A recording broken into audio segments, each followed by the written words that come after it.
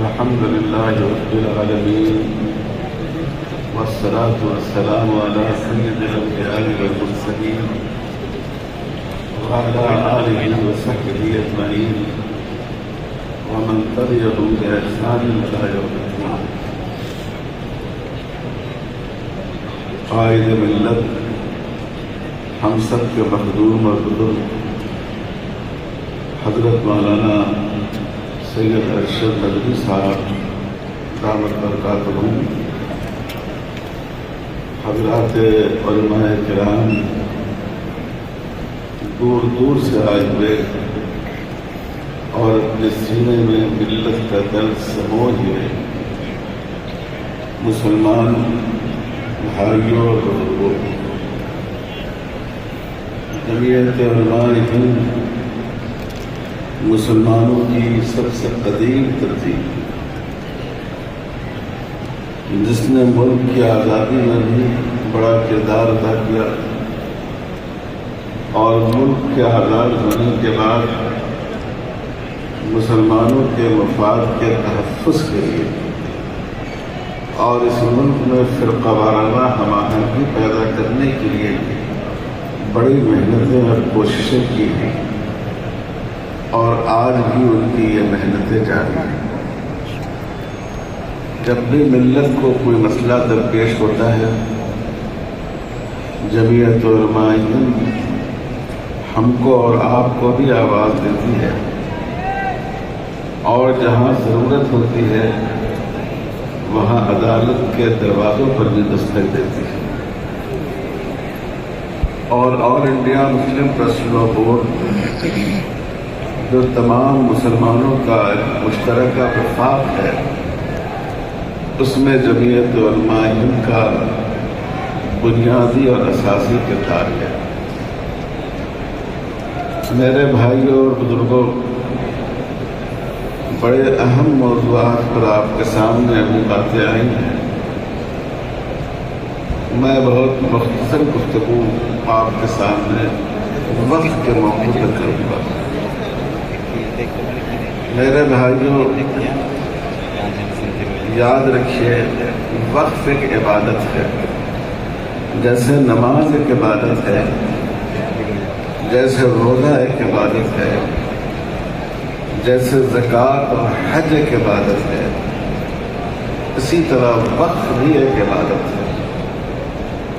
رسول اللہ صلی اللہ علیہ وسلم نے اشارہ فرمایا کہ جو مالی عبادت ہوتی ہے، اس میں عبادت مال کے ذریعے عبادت کی جاتی ہے، وہ دو طرح کی ہے۔ ایک تو وہ عبادت ہے جس کو ہم ایک دفعہ انجام دے لیتے ہیں، اور ایک وہ عبادت ہے جس کو صدقہ جاریہ کہتے ہیں۔ عبادت کی جاتی ہے اور اس عبادت کا اثر ہمیشہ قائم رہتا ہے، اور عبادت کرنے والے کو اس کا ثواب ملتا رہتا ہے۔ اس عبادت کو سب سے پہلے خود رسول اللہ صلی اللہ علیہ وسلم نے کیا ہے۔ جب آپ مدینہ منورہ تشریف لائے تو مسجد نبوی کی تعمیر کے لیے آپ نے ایک زمین خریدی۔ لوگوں نے اپنی طرف سے زمین کی پیشکش کی، لیکن آپ نے فرمایا سامنونی بالحائط، تم اس باغ کی قیمت لگاؤ، اور آپ نے اپنی جیب خاص سے اس کی قیمت ادا فرما کر اس زمین کو حاصل کیا، اور آپ نے اس کو ملٹی پرپس وقت بنایا۔ وہاں مسجد میں نماز ہوتی تھی 5 وقت کی۔ آپ جانتے ہیں کہ مسجد نبوی وہ مسجد ہے جہاں نماز پڑھنے کا مسجد حرام مکہ مکرمہ کے بعد سب سے زیادہ ثواب ہے۔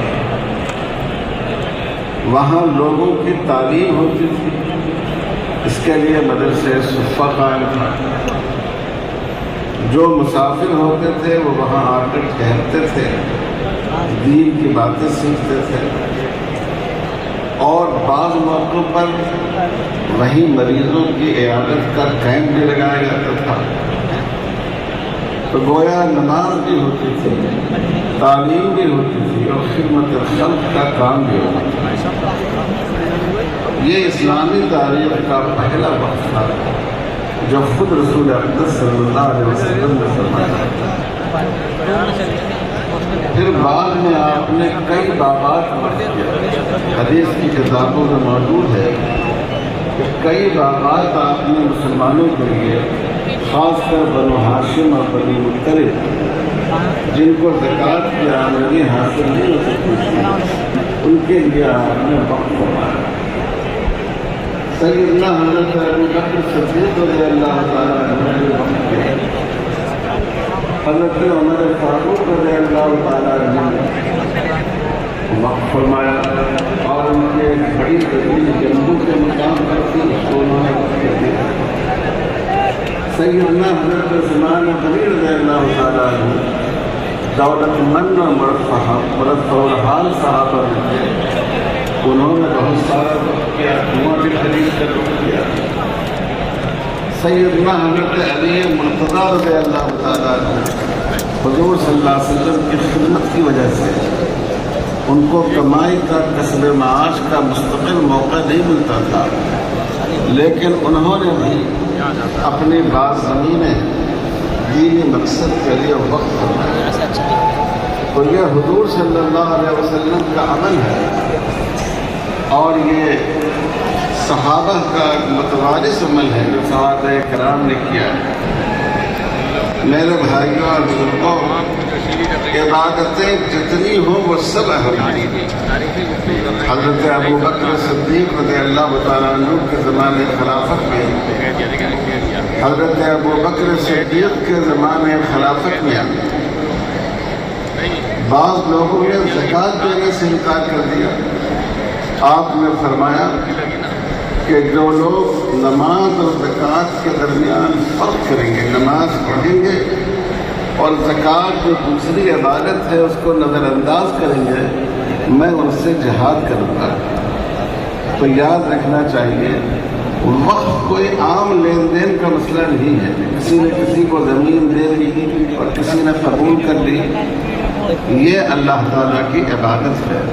جیسے نماز ہماری ایک عبادت ہے، اگر کوئی ہم کو نماز سے روکے اور نماز میں رکاوٹ پڑے تو ہم برداشت نہیں کر سکتے ہیں، اسی طرح زکوٰۃ بھی ایک عبادت ہے اور اسی طرح وقت بھی ایک عبادت ہے۔ اس لیے میرے بھائیوں اور بزرگوں، یہ دین کا نہایت اہم عمل ہے، اور مسلمان کسی قیمت پر اس میں کسی کمی اور کمزوری کو گوارا نہیں کر سکتا۔ اب جو وقت کا قانون، وقت میں جو ترمیم کی کوشش کی جا رہی ہے، یاد رکھیے یہ بہت ہی خطرناک ترمیم ہے۔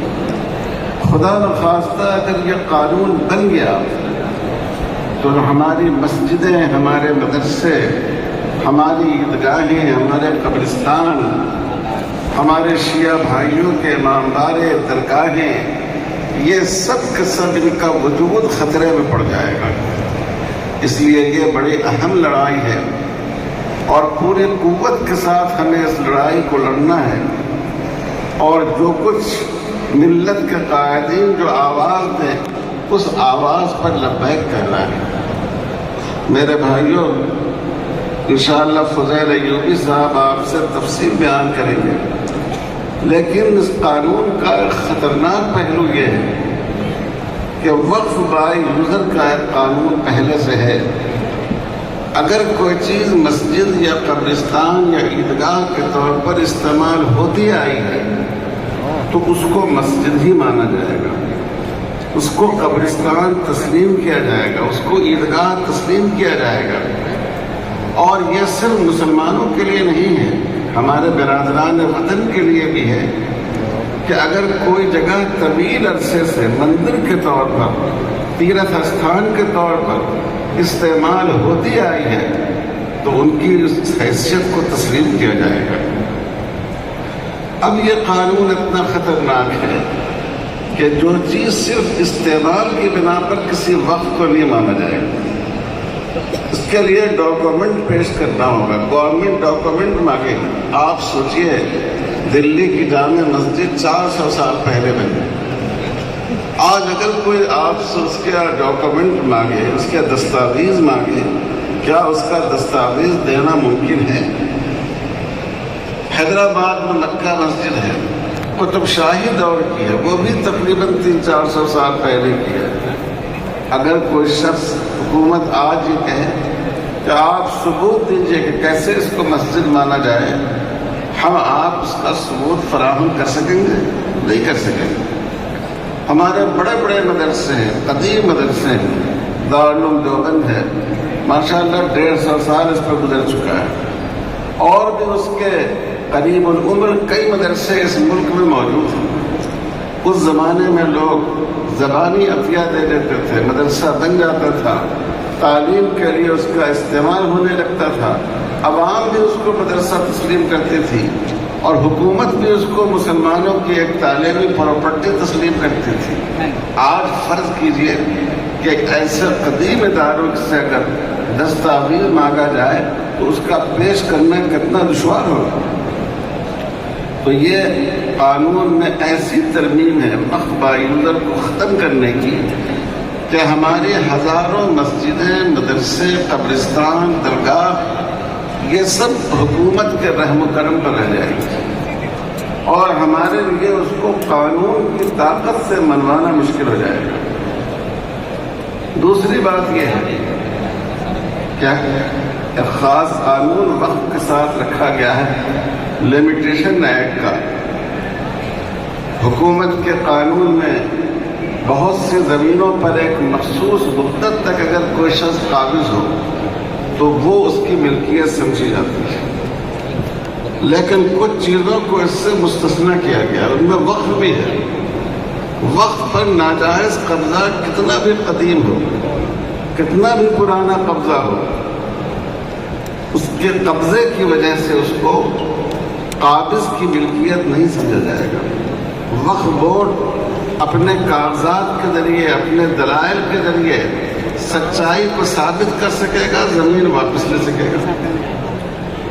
اب جو قانون میں ترمیم کی گئی ہے اس کے مطابق یہ جو مستثنیٰ کیا گیا تھا وقف کی زمین کو، اور بھی بہت سی چیزیں اس سے مستثنیٰ ہیں، سرکاری زمینیں بھی مستثنیٰ ہیں، یہ صورتحال ختم ہو جائے گی. گویا جو ناجائز قابضین ہیں ان کو اور تقویت پہنچائی جا رہی ہے، ان کا حوصلہ بڑھایا جا رہا ہے، اور وہ ایسی جائیدادوں پر قابض ہو جائیں گے.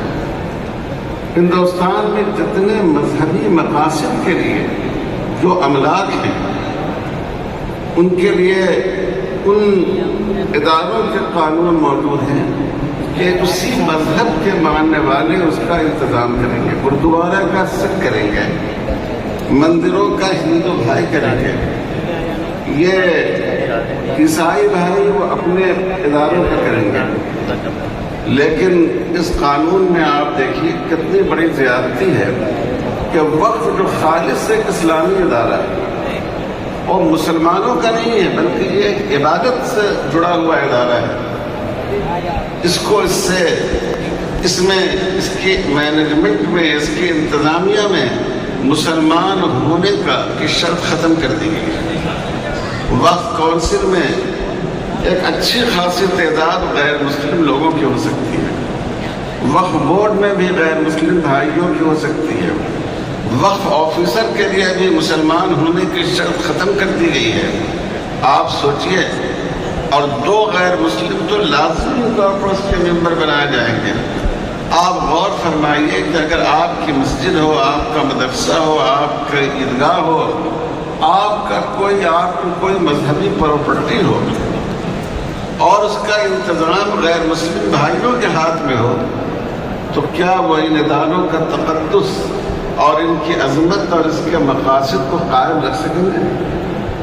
تو میرے بھائیوں، اتنا خطرناک یہ ترمیمی بل ہے کہ اگر خدا نخواستہ یہ پاس ہو گیا تو ہمارے لیے ملک بھر میں جو ہماری دینی شناخت اور دینی مقاصد کی پراپرٹیز ہیں وہ سب ان کا وجود خطرے میں پڑ جائے گا. اور پھر آپ دیکھیں کہ یہ زمینیں حکومت کی دی ہوئی نہیں ہیں، یہ ہمارے آبا و اجداد کی ہیں. کتنے مسلمان ہیں کہ ان کی مالی حالت بہت اچھی نہیں ہوتی، لیکن وہ اپنے بعض ثواب کو جاری رکھنے کے لیے زمین کا کوئی ٹکڑا وقف کرتے ہیں.